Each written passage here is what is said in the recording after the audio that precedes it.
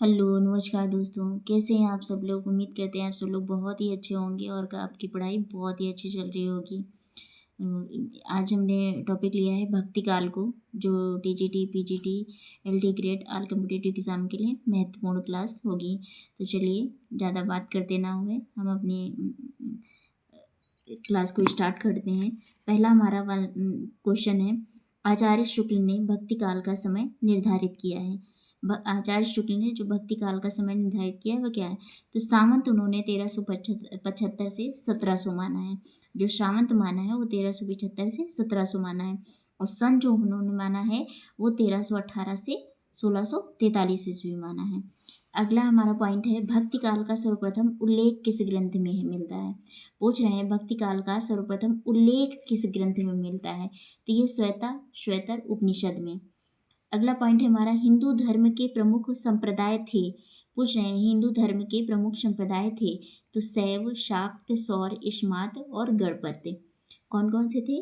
शौर, शाक्त, सौर, इस्मात, गणपत्य। अगला पॉइंट है हमारा, निगुण भक्ति का आदि स्रोत माना जाता है। निगुण शक्ति का आदि स्रोत माना जाता है, तो ये श्वेतर उपनिषद को माना जाता है। किसे माना जाता है? श्वेतर उपनिषद को। अगला पॉइंट है हमारा, चूर्णी क्या है? ये जैन साहित्य के अंतर्गत एक मुक्तक काव्य है। कैसा काव्य है? मुक्तक काव्य है। अगला पॉइंट है हमारा, भक्ति आंदोलन को ईसाइत की देन किसने माना है? पूछ रहे हैं भक्ति काल को ईसाइत की देन किसने माना है? तो ये गृहसन ने माना है। किसने माना है? गृहसन ने माना है। अगला पॉइंट है हमारा, भक्ति की निष्पक्ष श्रद्धा और प्रेम के योग से होती है, कथन किसका है? तो ये कथन आचार्य शुक्ल जी का है। किसका कथन है? आचार्य शुक्ल जी का है।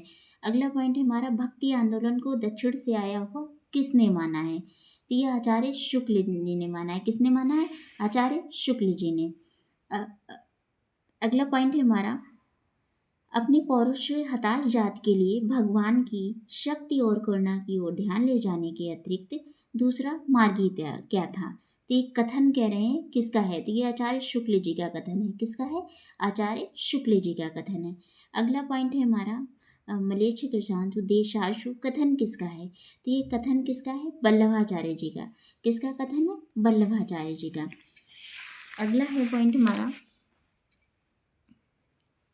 अनुभाव सान तत्वात ब्रह्म ज्ञान से कथन किसका है? तो ये कथन है शंकराचार्य जी का। किसका कथन है? शंकराचार्य जी का।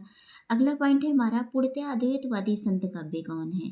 पूछ रहे हैं पूर्णतः अद्वैतवादी संत कवि कौन है? तो अद्वैतवादी संत कवि हैं कबीर, दादू, मलुकदास आदि। अगला पॉइंट हमारा, भेदाभेदवादी संत कवि हैं। तो भेदाभेदवादी संत कवि कौन है? नानक है। किनको कहते हैं? नानक को। हिंदी में गेय पदों की परंपरा किससे शुरू होती है? जो हिंदी में गेय पदों की परंपरा किससे शुरू होती है? तो ये सिद्धों से शुरू होती है। किससे शुरू होती है? सिद्धों से। हिंदी में दोहा चौपाई की परंपरा आरंभ होती है। हिंदी में दोहा चौपाई की परंपरा किससे आरंभ होती है? तो ये सरहपा से आरंभ होती है। किससे आरंभ होती है? सरहपा से।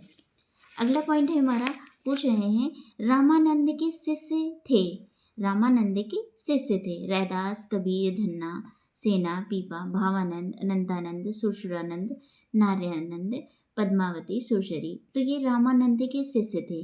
कौन थे? रामानंद के शिष्य थे। रामानंद के गुरु कौन थे? पूछ रहे हैं रामानंद के गुरु कौन थे? तो रामानंद के गुरु का नाम था राघवानंद। क्या नाम था? राघवानंद। अगला पॉइंट है हमारा, सिद्धांत पंचमात्रा के रचनाकार हैं। सिद्धांत पंचमात्रा के रचनाकार हैं, तो ये राघवानंद हैं। कौन है? राघवानंद। अगला पॉइंट है हमारा, भक्ति के रचयिता कौन है? भक्ति के ये जो 1585 है, इनके रचयिता कौन है? तो ये नाभादास हैं। कौन है? नाभादास। कबीर के गुरु का नाम क्या था? कबीर के गुरु का नाम क्या था? तो कबीर के गुरु का नाम था रामानंद। क्या नाम था? रामानंद। अगला पॉइंट हमारा, कबीर को वाणी का डिक्टेटर किसने कहा है? पूछ रहे हैं कबीर को वाणी का डिक्टेटर किसने कहा है? तो ये हजारी प्रसाद द्विवेदी जी को कहा है। किसने कहा? हजारी प्रसाद द्विवेदी जी को कहा गया है। नसीहतनामा के रचनाकार कौन है? तो नसीहतनामा के रचनाकार कौन है? नानक हैं। कौन है? नानक। उदासी संप्रदाय के प्रवर्तक कौन है? तो उदासी संप्रदाय के प्रवर्तक कौन है? श्रीचंद्र, जो किसके पुत्र हैं? नानक के पुत्र हैं। किसके पुत्र हैं? नानक के। तो ये हमारे वन लाइनर नोट्स हैं जो आगामी परीक्षाओं के लिए महत्वपूर्ण हैं। तो आप लोग इनको दोबारा रीड करिएगा, और अगर क्लास अच्छी लगी हो तो लाइक, चैनल को सब्सक्राइब और शेयर कीजिएगा। तो मिलते हैं नई क्लास में, तब तक के लिए धन्यवाद।